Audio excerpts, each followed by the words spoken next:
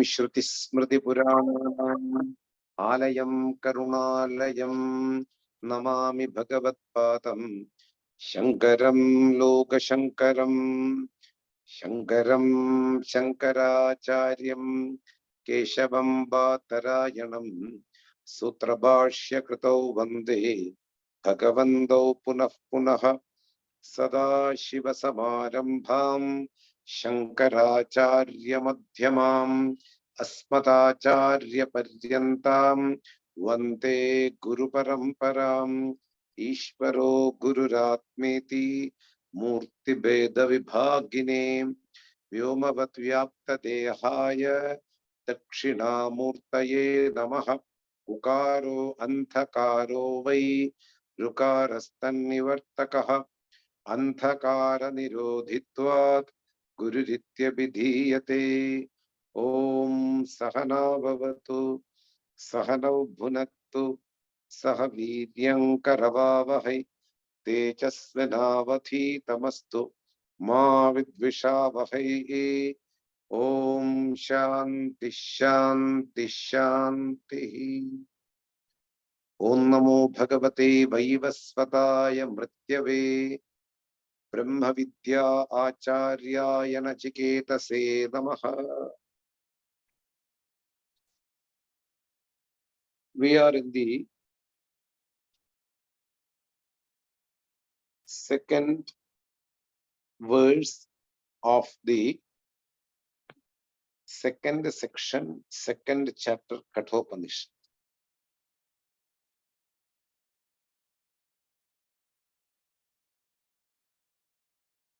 Valid means of knowledge. My eyes are valid means of knowledge. What is perceived is being true. I accept direct perception as valid means of knowledge. So too, inference is a valid means of knowledge. Because collecting the data by direct perception, I infer something happened already or going to happen. That is also a valid means of knowledge.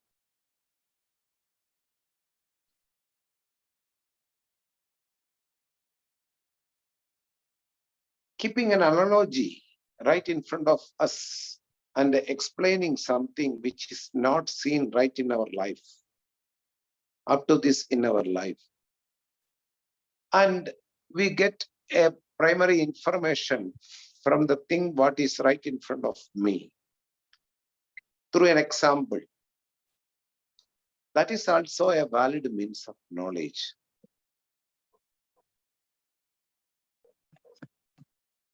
Pratyaksham in Sanskrit, direct perception. Anumanam for inference. Analogy. Keeping an example, through that example, or pointing something similar to that, what is to be seen, we make others the idea of something from the thing which is right in front of us, upamanam. And that is also a valid means of knowledge. We use all these way of knowledge in our life to accomplish something or to reach something, So, similarly, presumption is a valid means of knowledge. I postulate an idea in order to prove a fact what is right in front of me. Arthapatti, presumption. And absence of something also reveal a fact, like when I invented medicine and I put some drops of medicine in a water where the bacteria is And the next morning, the bacteria are vanished. From that, I get some knowledge that my medicine is working. Anupalabdhi is a pramana. Pramana means valid means of knowledge. So, my eyes, which I believe completely because it reveals something real, a truth right in front of me. Similarly, the scriptures, what we call Vedas, Shabda Pramanam, Vedas, the fundamental scriptures of Indian philosophy, Vedas, are means of knowledge. Why it is given a status of much less similar to our eyes? Vedas reveal certain things which we don't get through direct perception or inference or presumption, etc., etc. So the sentence that Vedas are means of knowledge is very important, because the facts and the things which are told in the Vedas are unique. We will not accomplish through our any other means of knowledge like direct perception, inference, etc. Shabda Pramanam in Sanskrit we will say. So Vedas are means of knowledge. Why? Because it reveals certain things which are unique.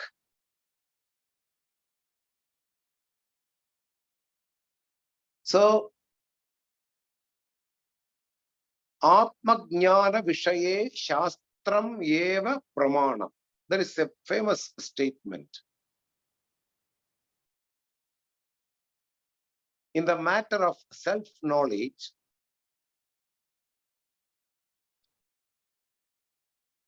Upanishads are the only valid means of knowledge. In order to understand myself, who am I, the only way is to study this fundamental scriptures, what we call Upanishad or Vedanta. Both are one and the same. You can say either Upanishad or Vedanta. Those scriptures talk about the self, about the intrinsic nature of the listener. Here, this Upanishad is talking, Kaṭha Upaniṣad is giving some facts about our intrinsic nature, that it says now in this verse, it is all pervasive, which is confined with my body, that consciousness is all pervasive. We don't get this information from anywhere in this world. No other religions or no other society or no other group passes this idea that I am all pervasive, sarva vyapi aham. From where I will get this blessed information that I am all pervasive? From this Upanishad. And it gives an idea that when I am all pervasive, I am pervading in this world in all inferior things, and also this consciousness is pervading in the superior things also. For example, heaven. There are celestial living beings which are considered as superior life forms. In them also the same consciousness is pervading. At the same time,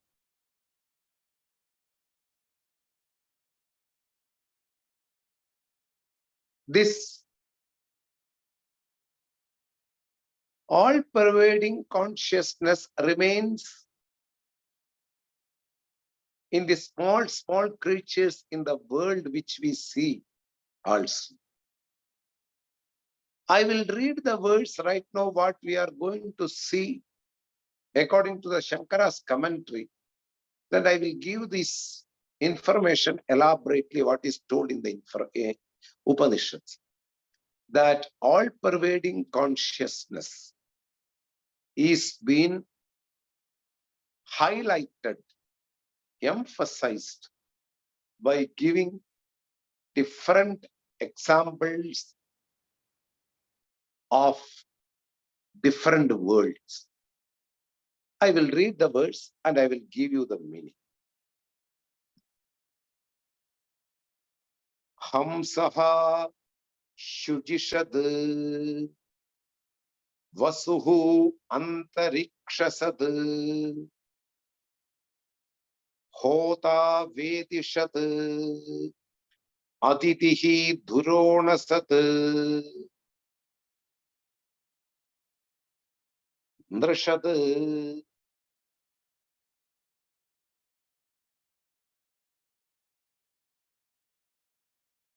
dhuronasat nrishat varasat ritashat vyomasat abja gocha ritacha adrija ritam brihat. I will read once more. Hamsaha shujishat vasuhu antarikshasat hota vedishat atitihi dhuronasat nrishad varasat ritasat vyomasat abja gocha ritacha atricha ritam brihat. We will pick up the last two words. Ritam brihat. The word brihat means biggest. We cannot compare. So that we will convert this biggest into infinite, which cannot be assumed by human mind. That much bigger it is, infinite. When something doesn't have a starting point, like our birthday, and which will not end at any point of time. There is no a particular time of conclusion or to put an end.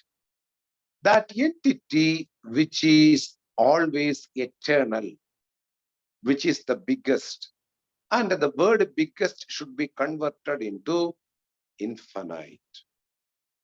Brihat. Ritam, the eternal entity. That which is an eternal entity, which is unimaginable in its size, so that infinite eternal entity. Remember, All these words are talking about oneself, ourself. Even though we are confined with a body, but the body is sentient due to an entity. That entity is eternal and infinite in its size. That eternal entity, which is the biggest, is all-pervasive. That all-pervasiveness is being told by different things in the world. Hamsaha Shujishad. First two words. Hamsaha. The literal meaning is sun. But the Vedic meaning is the all-pervading self. Because in the Rig Veda Samhita, it is told like this. The sun is the self of all that moves and it does not move. Self. So, Hamsaha means the literal meaning is sun, but the Vedic meaning is the all-pervading self, which is the dweller of Shujishad. Shuji means divine, pure. So, where celestial beings are being dwelling, that place is called Shujishad. Where divine living beings are dwelling, that place is called Shujishad. Means we can give one single word, heaven, for example. Hamsaha Shujishad. We address them, the most superior people in the world, celestial beings. Due to their actions they performed in this human world, they got pure and divine body, and they are dwelling inside the heaven. And all this body, all these celestial beings are being pervaded by sun, which is called self. So the implied meaning will be like this. This all-pervading consciousness is the dweller in all celestial living beings. This is the implied meaning. Hamsaha Shujishad, sun in the heaven, is this infinite, eternal entity. For the understanding, we should come one more step in understanding, that is, this all-pervading self, which might be me, is also pervading in the form of consciousness in all celestial living beings, in the heaven also. Hamsaha Shujishad. Next, Vasuhu Antarikshasad. Antarikshasad. Antariksha, interspace. The space over the earth and over the atmosphere. In between, the air is circulating all over the world. Vasuhu. the pure divine pranaha, the air. This all-pervading consciousness is in the form of air, who is dwelling in the interspace. Vasuhu antariksha sad. That means, first, in the first two words, this all-pervading consciousness is dwelling in each and every celestial beings in the heaven or in the heaven. Next, antariksha sad. Antariksham, between the total atmosphere and between the earth, where the air is circulating. This consciousness, this Brahman, this self, is in the form of wind in the interspace. Antariksha sad. Vedishad hoda. In the Rigveda Samhita, hoda, the word is or should be understood as fire. Hota.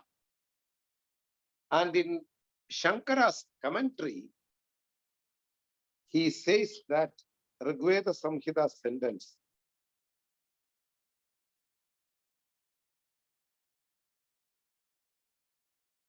Agnihi vai hota iti shrutehe. In the Shankara's commentary, he says that Agnihi vai hota. So, yam vedihi paro antaha prathivyaha. Vedi means, when you visit India, if you get a chance, those who are from outside India, I'm saying to them, when a fire ritual is going on, that stage, which is made in a proper measurement regarding the Vedic measurement, is called Vedi. The stage where the fire ritual is performed, where the fire is invoked. That stage is called Vedi. And this is being considered as the purest place in the world among the traditional people. In the earth, where a ritual happens or already happened, that place is considered as the purest place in the world. So here, Hota Vedishad, in the earth, this all-pervading consciousness is in the form of fire, where all the fire rituals happen. In the earth only we do fire rituals. Remember, fire rituals are main part of the Vedas. Through these fire rituals, we can accomplish our necessities. We can neutralize our misactions. We can please the Devatas, the energies which are in the form of rain, sun, air, etc., etc. All these fire rituals are considered as the highest knowledge of Vedas. We need a proper time to study to do a fire ritual. We need to be qualified to perform a fire ritual. we need a right time to do a fire ritual. There we look upon the astrological calculations, whether is this time to do a particular ritual or not. All these come together in this stage of fire ritual, Vedihi. In this Vedi, in this stage where the fire ritual will be performed properly by the qualified priests. And that fire is named as Hota. That fire is, of course, the all-pervading consciousness. The whole meaning of this verse is we can convey in one single sentence.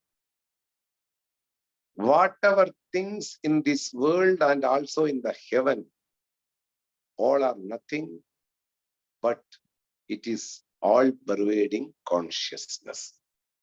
Now, Hoda, Vedishad, and also next, Atitihi Duronasat.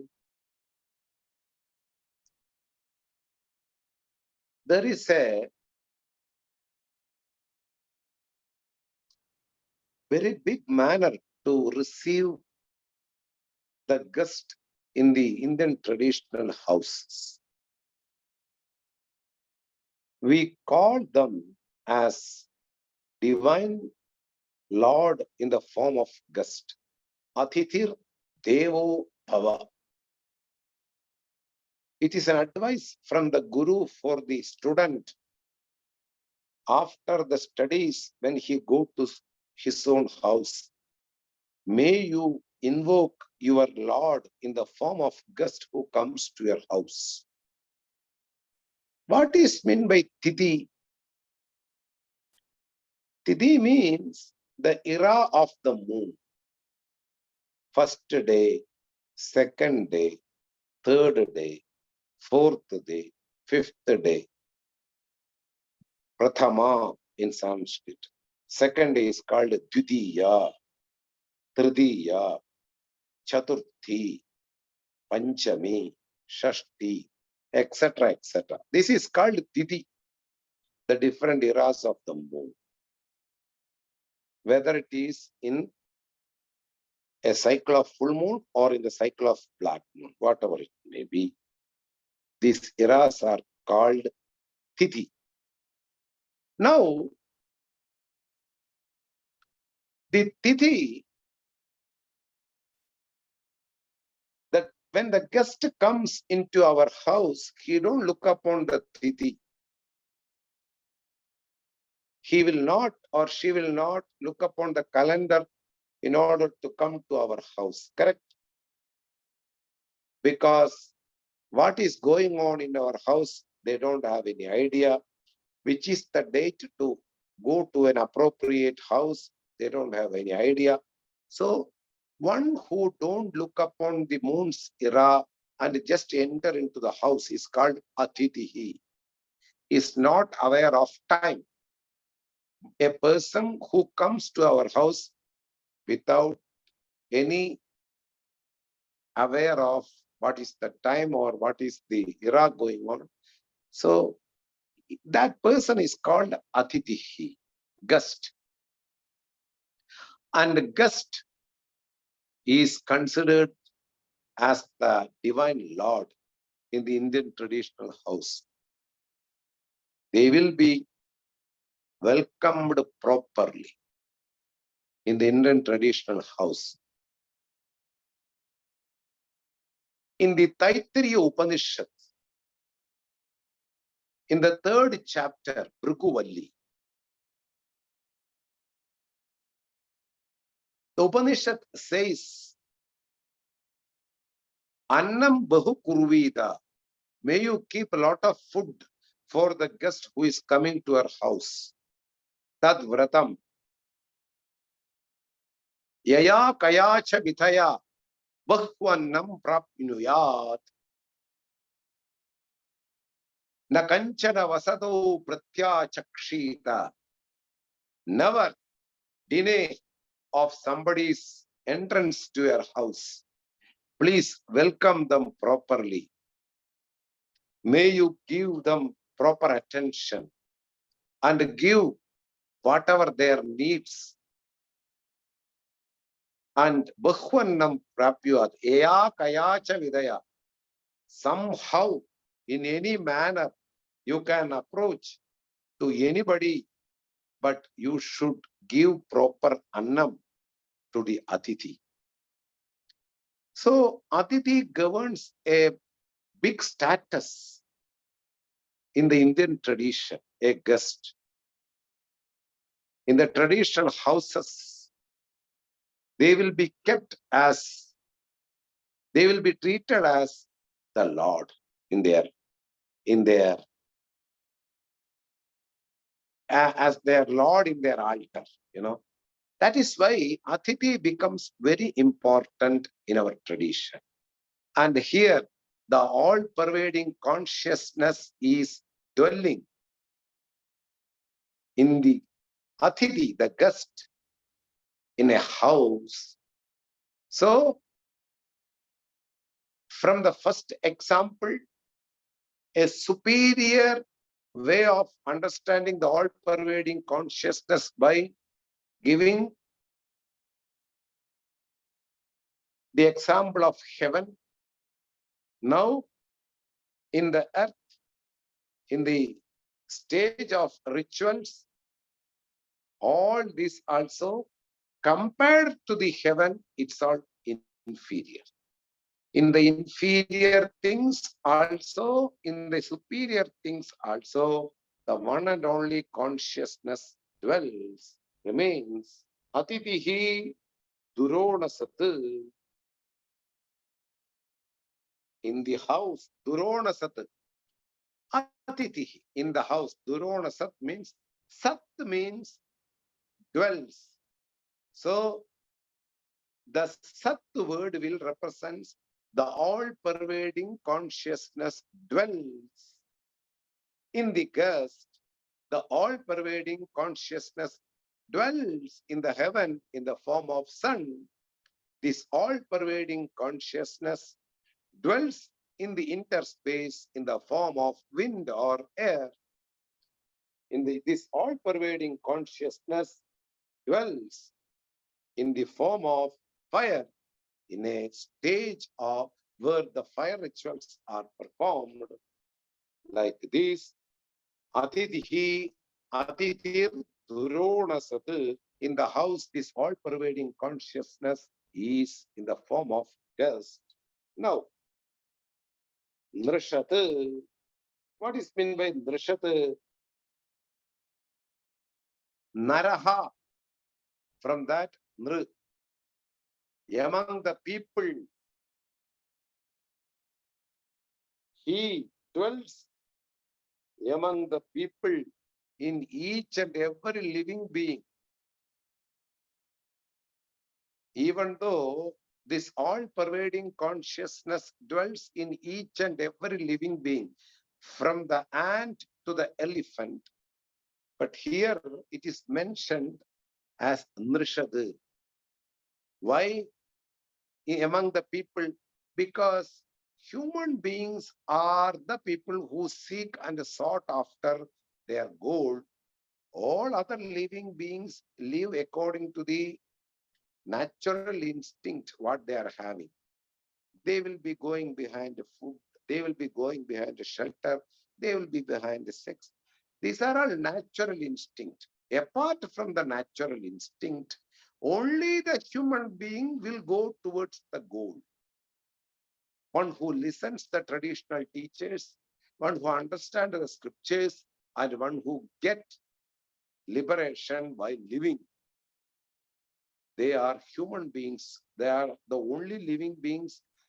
Those who do like this are only human beings. All others will follow, all other living beings will follow their natural tendencies in this world. That is why here, Nrishat, compared to all other living beings, human being birth is superior than any other living beings in the world. So, Nrishat, one who dwells inside all people or in all human beings. Varasat, Varaha, Varishtaha, a person who commands to be honored. Varaha. We can equate to the lords. Among the lords, he dwells in each and every lords, whatever religion it may be. In which Lord I believe, all these lords are nothing the form of one single entity who is called infinite, eternal, the biggest entity, which might be me, the listener. The listener is this all-pervading consciousness. Remember, we are talking about the superimpositions are based upon one single entity. These are all superimpositions. Sun, wind, fire, gust, people, lords. All these are superimpositions on a substratum called all-pervading entity. When we see them clearly, what are superimpositions? What is the only truth? It is very clear, the vision is very clear now that indivisible Brahman, indivisible self is in the form of each and everything. What I assume, what I see, what I saw in our scriptures, everything is this one single entity. Varasadu, who dwells in each and every lords. Varasadu.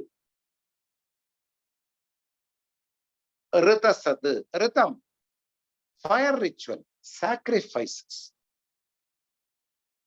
In a sacrifice, in a fire ritual, there are different people, there are different materials, there are different ingredients.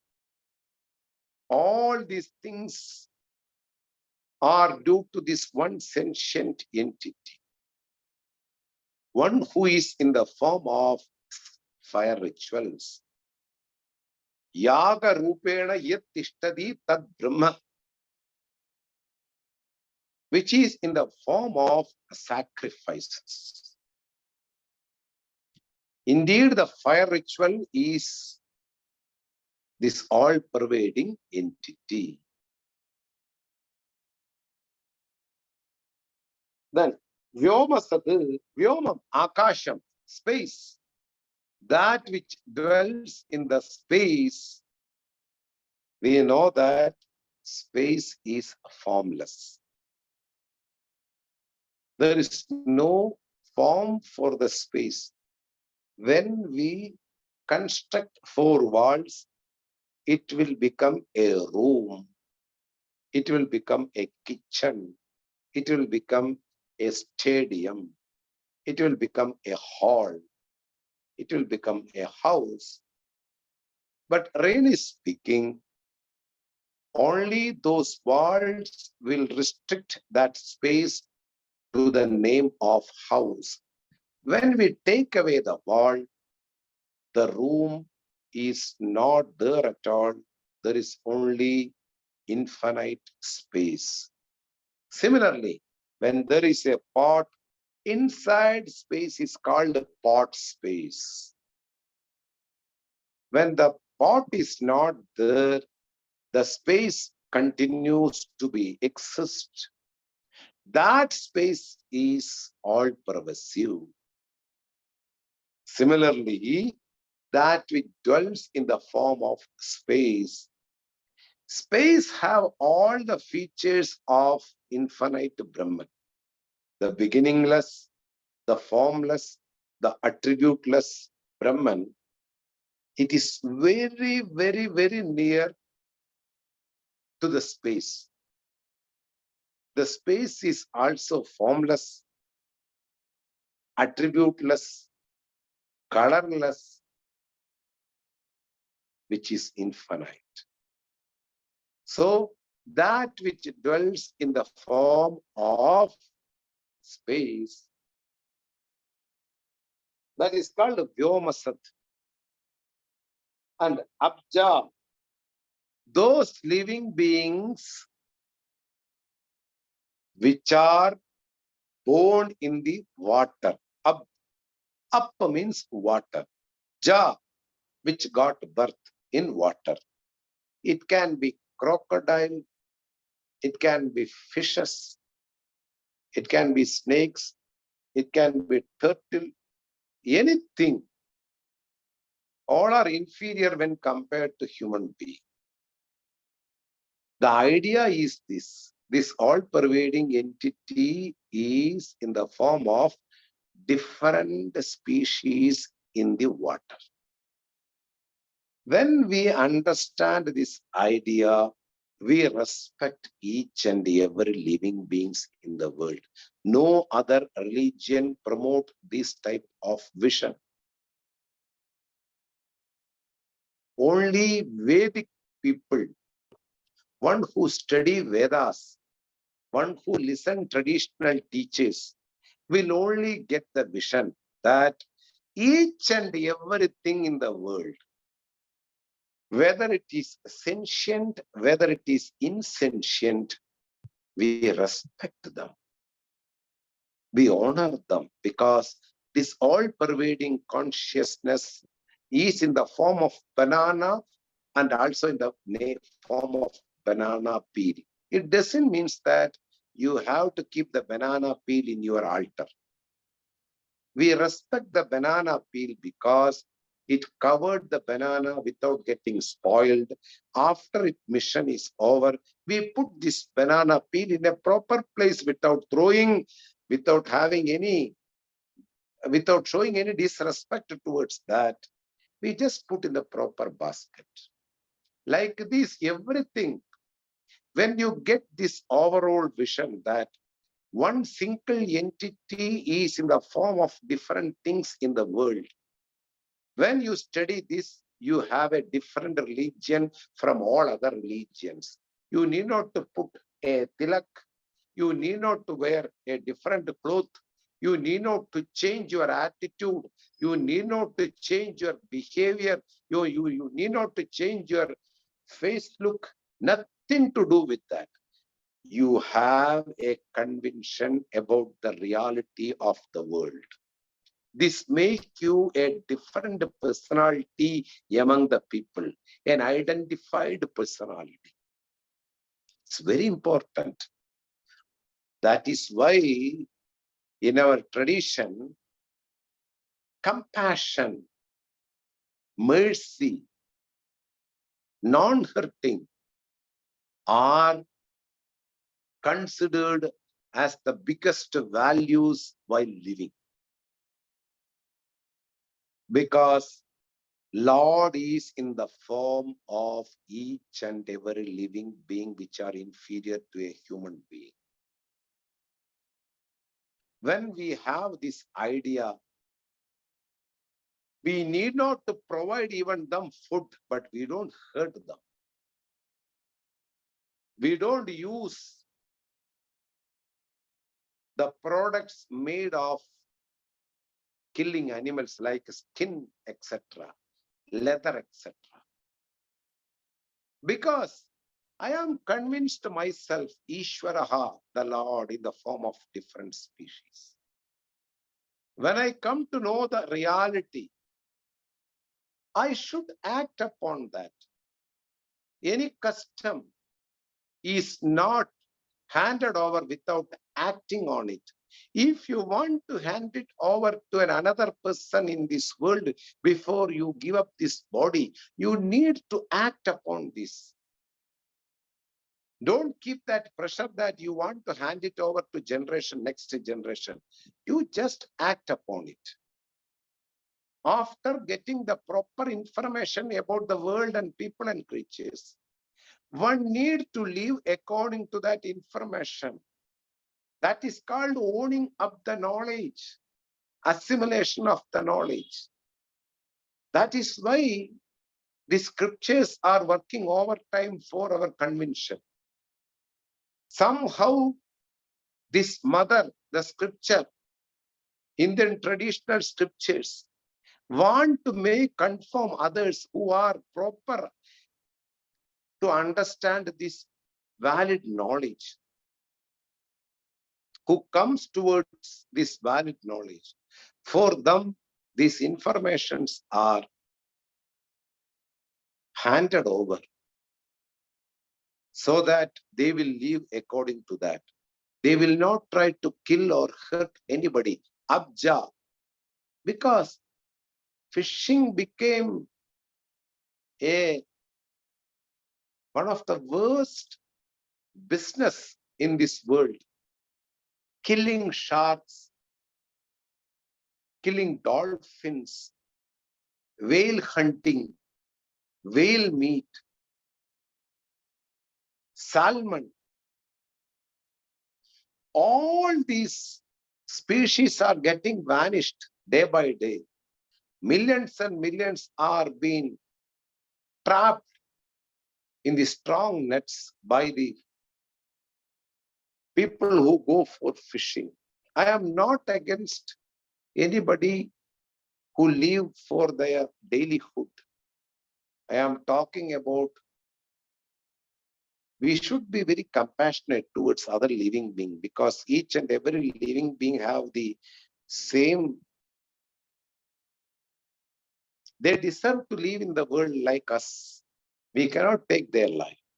Abja, those which are born in the water, are also the form of this all-pervading consciousness. Goja, one who lives in the earth. It can be plants, it can be other living beings. So those species which are in the water is also being pervaded by this consciousness. Goja, which is having birth in this world or in this earth, that is also the form of this all-pervading consciousness. Rudaja, sacrificial accessories. I already told you. The ingredients, the people, the bricks which are used to make this sacrificial stage, all these insentient things are also considered as this all-pervading consciousness. It should be extended towards the all insentient things in the world. Not only the sacrificial ingredients or the accessories, any insentient thing in the world is being pervaded by this all-pervasive consciousness. This Brahman, this eternal entity, is dwelling in each and every speck of land, every speck of sand. Every insentient thing and every sentient thing are to be considered as the form of this entity. Rataja, Atrija, the rivers, etc., which starts from the mountains. Adri originate from the mountains. The rivers, the streams, all these things are nothing but the all-pervading consciousness. So the idea I want to mention you again, the implied idea of this verse is that Whatever we discussed through this verse, they are all just a representation of the entire sentient things and insentient things. It is not the only thing to be honored. Each and every thing what we see in the world are pervaded by this all-pervading consciousness. So, when we come to deal with them, one should be very aware of that. I am dealing with this all-pervading consciousness. Whether it is our bed, whether it is our chair, whether it is our bed sheet, whether it is a footwear, whatever it may be, anything which you deal in the world, that is being considered, that should be understood as this all-pervading entity is residing in that particular thing. On this all-pervading entity, I superimpose in the form of a footwear. I superimpose in the form of a bed sheet. On this all-pervading entity, I superimpose in the form of a chair. Like this, if one can see this entity in the form of different things in the world, that is the overall vision what Vedanta wants to make you. Now, come to the next verse. We will read and we will see the meaning in the next class. Just I give an overall idea. Urdhvam pranam unnayati apanam pratyagasyati madhye vamanam asinam vishve deva upasate. This all-pervading entity is also dwelling in each and every human body. Due to its presence, all the activities in our body happen. All the activities. Due to the presence of the king in a nation or in a country or in a village, all the people are secure and they will be involved, they will be involving in their own respective activities. When the presence of king is not there, those activities will not be there in the village, and the village will decline from its real status. Similarly, when the consciousness is there, all our organs will do their respective actions in our body, and it will be alive. When the consciousness is not there, or when the consciousness is not reflected by these senses or organs, this body will be considered as inert. So all the actions from breathing, seeing, listening, talking, everything happens due to the presence of one single entity. And all these senses are having the capacity to do their actions because of the presence of this one single entity. This idea is conveyed through this verse, which is very, very, very connected to an individual. We will look into the meaning in the next class. Om Swasti Prajabhya Paripalayandam Nyayena Markena Mahim Mahishaha Brahmanebhya Shubhamastu Nityam Loka Samasta Sukhino Bhavantu Kale Varshadu Parjanyaha Prathivi Sasya Shadini देशोऽयं क्षोभरहितः ब्राह्मणाः सन्तु निर्भयाः सर्वे भवन्तु सुखिनः सर्वे सन्तु निरामयाः सर्वे भद्राणि पश्यन्तु मा कश्चित् दुःखभाग् भवेत् असतो मा सद्गमय तमसो मा ज्योतिर्गमय मृत्योर्मा अमृतं गमय ॐ पूर्णमतः पूर्णमिदं पूर्णात् पूर्णमुदच्यते पूर्णस्य पूर्णमादाय पूर्णमेवावशिष्यते ॐ शान्ति शान्ति शान्तिः हरिः ॐ श्री गुरुभ्यो नमः हरिः ॐ।